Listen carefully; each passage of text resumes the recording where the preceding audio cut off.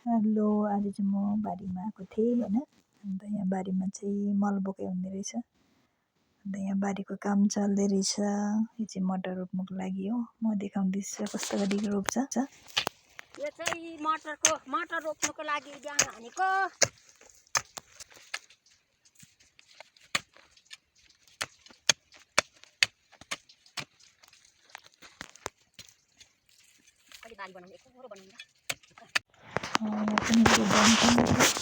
उसले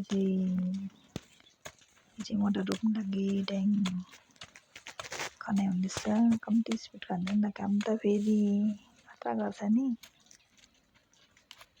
उसले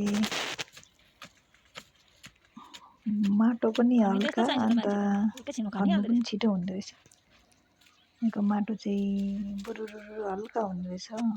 माटो पनि दामी, खन्नेलाई पनि सजिलो, अन्त खनाइ पनि फेरि कतिलो परेछ खन्ने मान्छे पनि हो। डर खरो छ, एकैछिनमा खनेर सकिहाल्छ। यस्तो छ खनेको भन्दा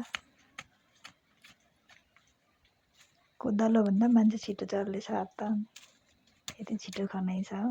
माटो पनि कम्ती मजा छैन, फक परेको अनि।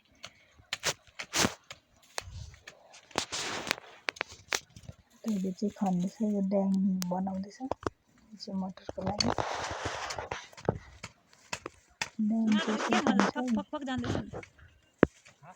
माटो फक जाँदैछ। अरू केटाहरूले काम गर्छ गर्दैन कुनै, उसले चाहिँ मजाले गर्दैछ।